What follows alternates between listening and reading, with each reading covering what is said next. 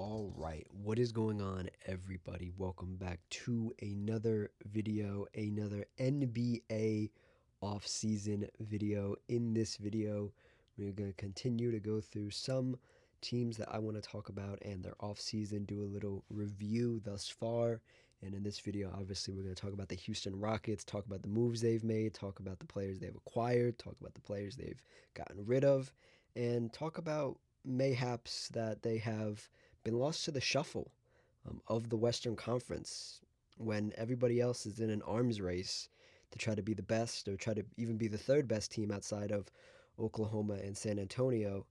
Have the Rockets sort of fallen back even more? I want to discuss that aspect of it and a bunch of other stuff. So if you like what I have to say, like the video. If you have your own opinions, comment it down below.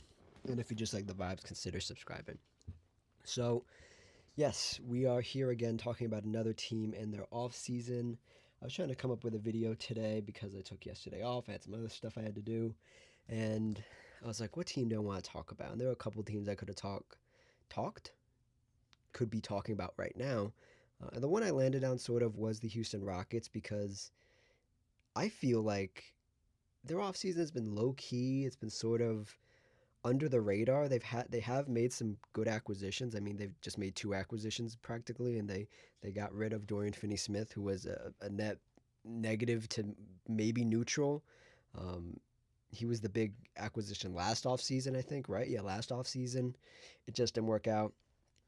We're going to talk about some other stuff they've done here in a second, but to get to my point is when you look at this team, right, and you look at the West, and I'm looking at their cap sheet right now, looking at all the players they have, and there are some notable names here. There's some people on longer term deals that will be here for the foreseeable future. There's some people on some shorter term deals that could be out of here very soon.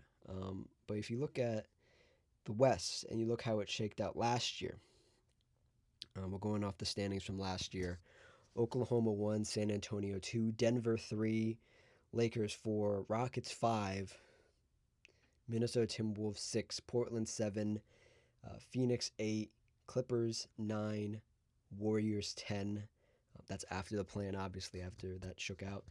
But these top six that avoided the play-in are the ones I want to focus on really here because the other ones don't really matter. I don't feel like any of these teams at the bottom have made a move unless the Warriors get LeBron. Then I think this is really what the West is going to look like next year as well. Maybe just shaken up a little bit, obviously. But we look at Oklahoma, we look at San Antonio, and we all collectively as a basketball community say these are the best two teams in the West, and nobody's even near them, right? Do the Houston Rockets have anything to say about that? I don't think so. I really don't. They were at 5 last year. They were 32 and 30. Well, not 32, 52 and 30, pardon me. They were one game back from the Lakers, who were 53 and 29, and they were two games back. Yeah, two wins back from the Nuggets, who were 54 and 28. Does that mean they could win two more games and be the third best team in the West? Yes. But as a collective group of talent, do I think that's possible? No, I don't. And we're going to go through their notable acquisitions now. People that are returning, or returning at this moment as I'm recording this video on July 14th. Kevin Durant is going to be on this roster next year. Alperen Şengün, Jabari Smith Jr., Tari Eason, who just signed a new deal. Steven Adams will be returning from injury. Ahmed Thompson, Reed Shepard, Clint Capella, J.D. Davidson, who was on the team but didn't really play. He played in garbage time. And then notable players that are going to be returning to the roster or coming to the roster next year. Fred VanVleet's returning from a major injury, missed all of last year, so we'll see what he is. This is the last year of his deal, 2026-2027. This is it. This is last year. He's 32 years old, coming off, what was that, a knee injury of some variety? You paid him $25 million to be a starting point guard, and he already wasn't great on defense. We'll see what happens there. In the case of Fred VanVleet not being even, let's say he's like 60, 70% of his old self, right? He can still make a shot or two, but he's still a cone on defense. he's still, all the negative things about him, but he still is all the positives where he controls the pace. He's literally a point guard, like that's his description. He can't play any other position, um, and that's what he is. But in case he's even worse than you think he's gonna be, you have insurance and guys that they've brought in like Marcus Smart, who I really liked on the Lakers last year. He was one of the standout players of the whole NBA, coming back into the media's eye, I guess, coming back into like the consensus that Marcus Smart's still a really good player. Right? He bounced around from like Washington to um, Memphis. He was in a bunch of weird places, and he ended up in LA, and had a really great bounce back year. And then also you bring in Bogdan Bogdanovic, who's listed as a shooting guard, does have some point guard in him. I do like him at the point. He's a bit of a taller point guard, so you do have some insurance for Fred Van Vliet. You just hope Marcus Smart, Bogdan Bogdanovic can be healthy as well, because if all three of those guys miss time, whether it be at the same time or at different times, you're going to be back to Ahmed Thompson, Reed Shepard at the point guard spot, and that's not necessarily what you want to run back again. But I do like those acquisitions. I don't like that you're not, at least at this point, you're not gonna bring in any like Alperen Şengün insurance, even though he wasn't unhealthy last year. He just there were some moments where you wanted a bit of a different look. Steven Adams is 33. He's the backup center. Clint Capella's 32. I don't love that depth at the center spot. It, uh, to be fair to Kevin Durant, he's 38 years old. Wow. Kevin Durant's 38 years old. His like stand-ins or backups, whether he's injured or not, is Jabari Smith. Um, where is he? Tari Eason. Uh, maybe Bogdan, and that's it. So the insurance on this team isn't great. Like if X player gets injured, it's going to be hard to make up those minutes and make up those points or rebounds or whatever that player provides for you. And I think that's to their detriment. You could say it's about a couple other teams as well, where you look at, I don't have their teams in front of me, but just going off my memory, you look at like the Lakers, they have some depth, but it isn't like consistent depth. They lost Rui Hachimura to the Spurs, who was very consistent, or more consistent than some of the other players on their team last year. You look at Minnesota, where they're putting all their their chips into their starting five. I think, in my mind, the Minnesota Timberwolves have jumped the Rockets. I think they have a better chance to be the third seed than or be the number team three in the West versus the Houston Rockets being the number three team. You look at Denver. Denver's been losing depth left and right ever since they won their championship. It's been depleting every year. They did bring in a. They're going to bring in a EuroLeague player. I think he was the most outstanding defensive player last year in EuroLeague. So they're bringing in someone with experience. So I don't know the guy, so I don't know how good he's going to be at the NBA level. But you look at these teams, and I feel like Houston could be dangerously close to where Minnesota is or was last year, where they don't get to 50 wins. They're borderline play-in, and there's gonna be moments, unless they are really healthy, like they have a miraculous year where everybody's healthy, that they're going to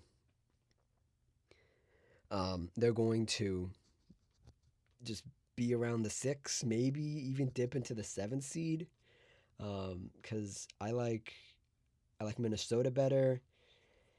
I'm gonna say I like Los Angeles better just because they have Luca, and Luca's a pretty decent regular season player, especially now that it's his team. It'll be interesting to see what they do. But I feel like it's Houston, Lakers, and Nuggets all in that area where they're outside the top three, but they're still in the top six, which means they are out of the play-in.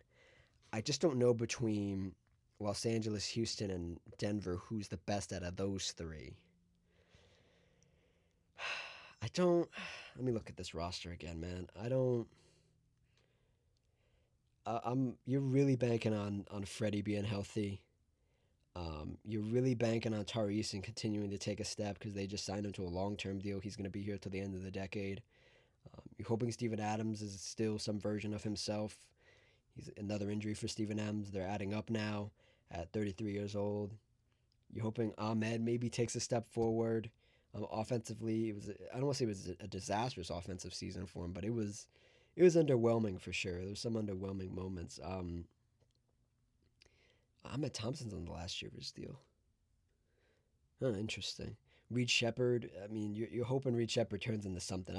I feel like last year he had moments where he was really good, and you're like, oh, okay, he's finally finding his groove. You bringing all these guys. You bringing all these guys in, right? Marcus Smart, Bogdan Bogdanovic, who Ime Udoka is probably gonna attempt to play in front of Reed Shepard, and Reed Shepard's gonna be fighting for minutes again because Reed Shepard just can't stay on the floor defensively, and you can't play Freddie and Reed together. It needs to be one or the other. You play both of them, you're getting destroyed by the opposing team's backcourt. Um, they, yeah, I don't. I think let me look at the Lakers roster real quick. I gotta look at the Lakers roster because we're saying Lakers and Nuggets, right? That's what we're saying. These teams are in the other echelon of the West. Mm,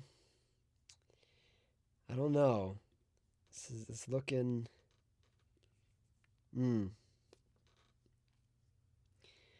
I would say this is not a prediction. This is just me talking through it with you guys. The hierarchy of the West next year, as of right now, Oklahoma, San Antonio, Minnesota, Los Angeles, Houston, and then Denver.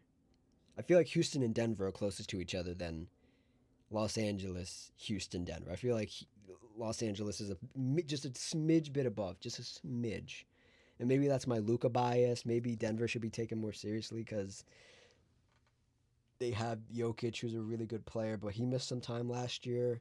I'm not saying he's injury prone, but he did miss some time last year, and they didn't sink too much. But I don't know. I feel like Denver and Houston are just out of it. And to get more back to the Houston point of this video is, I talked about this last off season actually, yeah, and then I talked about it when they got Kevin Durant as well, where I'm thinking about this team, right? And I'm thinking about the window that they have, right? They have Kevin Durant technically this year and next year. Next year's a player option though, for $46 million. Kevin Durant could walk. He could leave for nothing. If at any point during this season is he disgruntled, he could request a trade, which I don't think he wants to do. But I don't think Kevin Durant cares what we think. We being like people that like me, more professional media, quote unquote, think about him. I don't think he cares. Um, I think deep down inside he cares, but like his frontward facing persona, he doesn't care. He tries not to care. But as I think about this more, and I when they made this Kevin Durant trade, and now that we have the Giannis stuff sort of resolved now, I mean he's in the other conference in the East, and he's in Miami playing for the Heat now. Um, Giannis Antetokounmpo. Maybe you think about this team a couple years ago when they had Dylan Brooks, when they had Jalen Green, when they had this young team, right? And there was a team poised to make a big move, and they chose their big move as Kevin Durant. And even a couple months after, even into the season, last season, everybody was thinking maybe they should have just waited. Maybe they should have waited, and maybe they could have got Giannis. And the fit with Giannis, thinking about their problems back then, they needed a guy like Kevin Durant, an ISO scorer, a guy who can operate within the mid range, fill in all their holes on offense.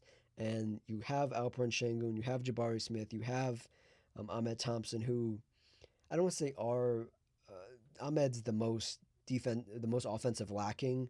Jabari has his moments. Şengün has his moments. Even though Şengün's a subject of some um, conjecture where he just people don't think his offense is that great. I still think Alperen Şengün's a championship center at some point in his career. He's only 24. He's heading into his prime. Same with Ahmed. He's 24. He's heading into his prime. Jabari's a couple more years away from his prime. Um, you look at this team again a couple years ago, and you're like, maybe you should just waited for Giannis. I know it's not what you wanted to hear. I know at the time, I think you were going to have to pay, or you had paid Jalen Green. You had Dylan Brooks on a shorter term deal. Um, there were some other things working against you at that moment, but if the package, looking at the package that the Heat gave up for Giannis, in hindsight, the Rockets probably could have given the Bucks something comparable or even better. That being maybe Alperen Jabari or Alperen Ahmed, and then Reed Shepard, and then well, that's a little too much, but you catch my drift. It would be Giannis with one other of the stars, basically like Jabari or Alperen, or maybe even Ahmed. And oh, and you would definitely be able to keep. I mean, Jalen Green would probably have to be in that deal, but you maybe even at that time could have kept Dylan Brooks as an enforcer. There were a bunch of different opportunities for them to trade, and they just didn't. And they decided, and now this is no like disrespect to Kevin Durant. I think Kevin Durant's one of the most highly gifted players ever, one of the most natural basketball players I've ever seen. Um, you, the Rockets wanted this guy. I want to say to be the adult in the room because everybody at that point had known Kevin Durant just. I won't say he wasn't the adult in the room, but he just wasn't the type of guy to lead a locker room. You knew that. That's why you had Fred VanVleet. That's why you had other guys. You had Dylan Brooks at the time. That's why you had some of those guys. And you traded one of those guys in Dylan Brooks, who was a locker room guy, for Kevin Durant. You bring Kevin Durant in, a known guy who's, I'll put it like this, right? I feel the same way about Kyrie, or I did. I think Kyrie's sort of rehabilitated his image, but the Kevin Durant thing is still very accurate, where I feel like Kevin Durant is such a misunderstood artist in that way, where you look at like a painter or a music producer or a singer, rapper, whatever it is, right? Kevin Durant is so misunderstood, and he wants to feel misunderstood, and he wants to feel like he's angsty and like, I want to say different, but like different, you know? He's not on what everybody else is on. He thinks he's like at this higher level of thinking, you know? And I think at some point he is at that level where he is a very smart guy, but he's this sounds crazy for me as somebody my age, but also somebody's Kevin Durant age. He's just not mature. I just he's at a point where he just doesn't care, and that's disappointing because you look at other guys who really care about winning. They really care about it. You know, Steph, LeBron, other people from that era, that time of basketball where they really cared. Kevin Durant got the two championships, and he's been seeking validation still since those two championships back in almost a decade ago now, 2017 and 2018. He's still searching for that validation, and I don't think this team needs that. Do I think this team could have benefited from Giannis? I think you had to tear down this roster a lot more than you probably had. You I think you would have had to tear down this roster more to get Giannis, and it just be like a middle of the pack team and still maybe be in the same situation you are with Kevin Durant. But at least Giannis is what is it? Giannis is close to 30, so he's significantly younger than Kevin Durant, but he's less offensively gifted. We'll put it that way. I think Giannis has improved greatly offensively, obviously, but he's no Kevin Durant, and Kevin Durant isn't Giannis. So we're just comparing apples to oranges here, and I'm kind of just talking in circles. But my point being, um, maybe you should have waited. I would have waited. I know it's tough to it's tough to hear that now, and you can go back in my videos and you can hear me say it then. I would have waited. I did like this move in the moment. I think I was very wary of it because you have these years with Kevin Durant, right? And then you have these there are going to be years after Kevin Durant, undoubtedly, where it's Jabari, Alperen, and Ahmed. And I said foolishly at the time, they can learn from Kevin Durant. Little did we know, or now that little did we know at the time, and as the season went on last season, that Kevin Durant his burner account, his alternate account, his secret account got exposed at All Star Weekend, and he was talking mad shit about Jabari Smith Jr., about Alperen Şengün. He despises Jabari Smith Jr., and Jabari Smith Jr. has said Kevin Durant is one of his heroes. So I can't imagine what that feels like in the locker room. I don't think that was ever addressed publicly. Maybe it was internally, but I doubt it. Um, I I said at the time last offseason that these guys could learn from Kevin Durant. I don't think they're learning anything from Kevin Durant. I'm gonna be so honest. Kevin Durant does not care about these young players. He just wants to win. And I know that's me doubling down or, saying, walking back my statement of him not wanting to win. He wants to win, but he doesn't care about how he gets there to win, obviously, because he went to Golden State in the years past. And he's tried to recreate that sort of super team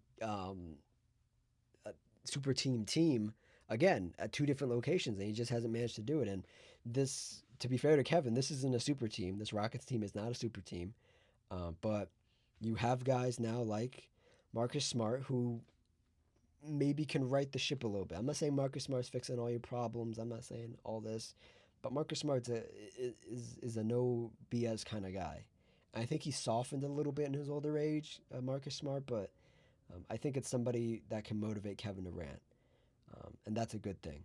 But to get back to what I was saying was these young players aren't learning anything from Kevin Durant. There's going to be a time after Kevin Durant, and the Rockets have sort of missed their window where how quickly you fall behind teams like the Thunder, teams like San Antonio, teams like even Minnesota now.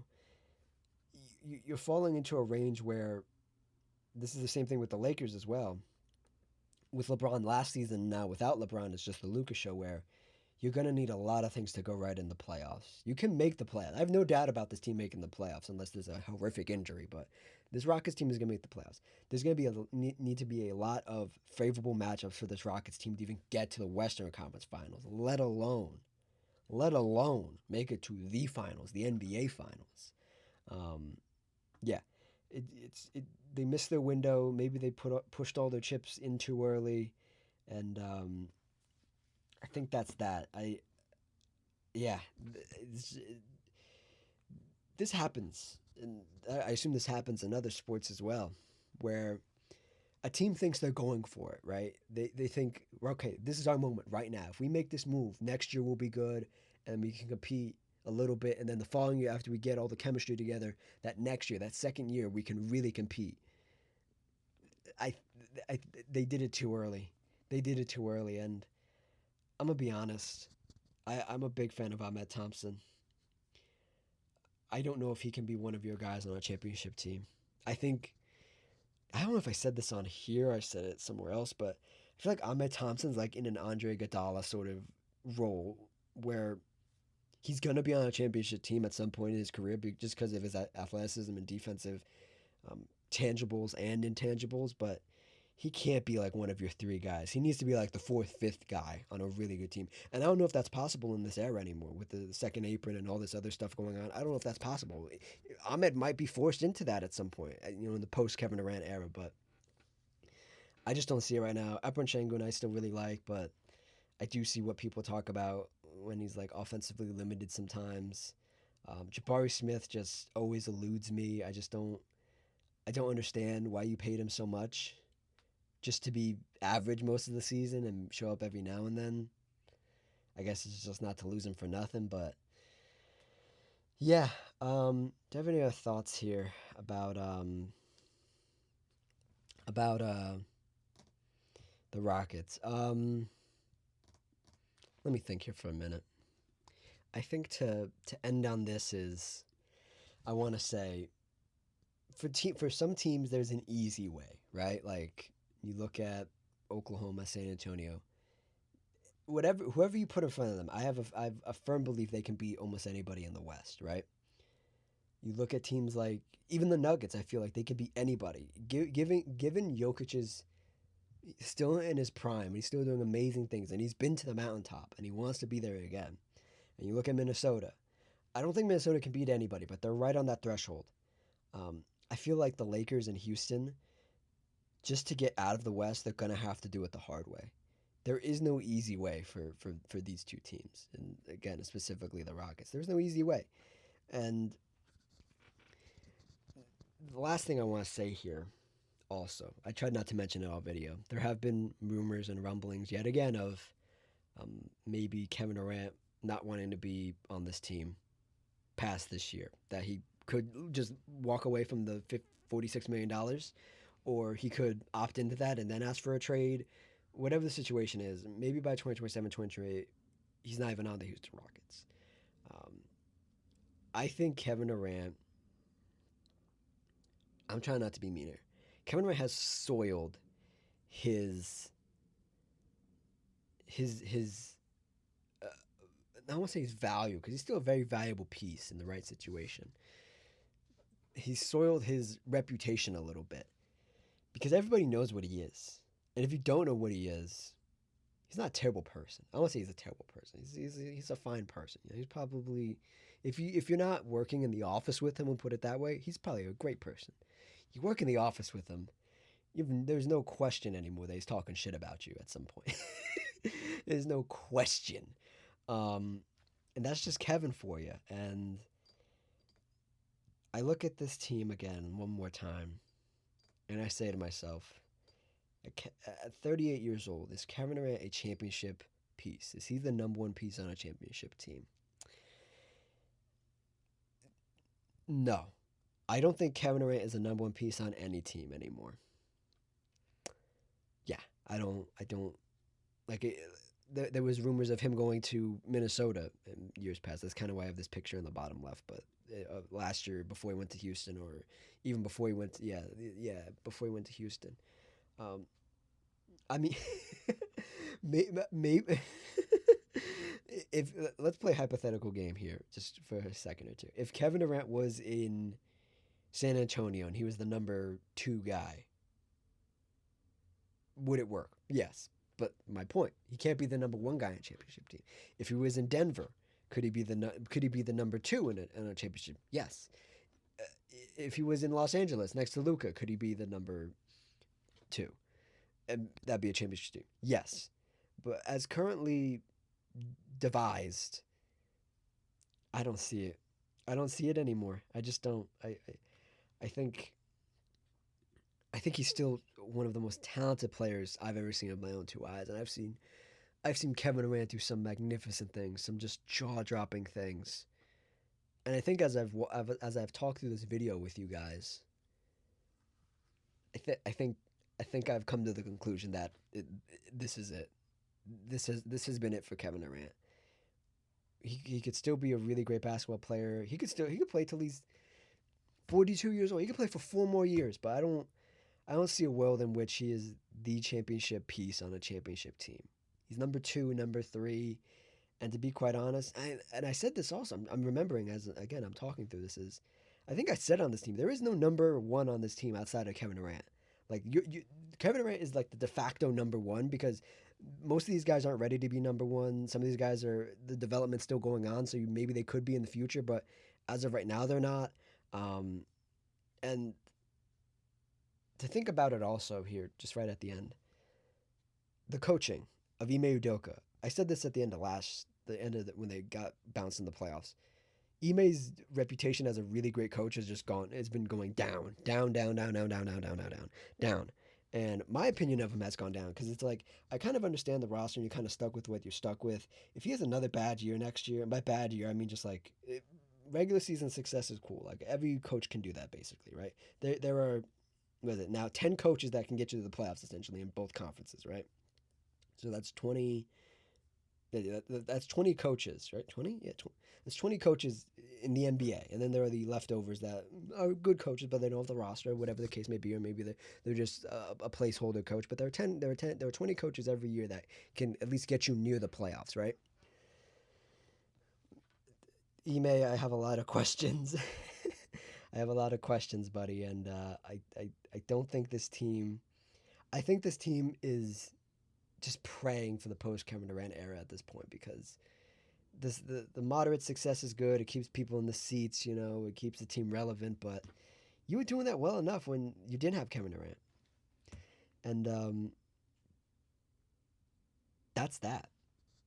Yeah, that's that. That's all I have to say about the Rockets right now. Um, yeah, if you like what I had to say, like the video, um, the end screen should be playing right now. Check out the video on the left, check out the playlist on the right. If you click my little icon right in the middle of the screen, a little subscribe will pop up and you can subscribe with ease. Again, you can like the video, that helps a lot, and you can subscribe as well. I don't know why I'm doing the outro like this. The video's over. Thank you so much for watching, and I'll see you guys next time. Cheers.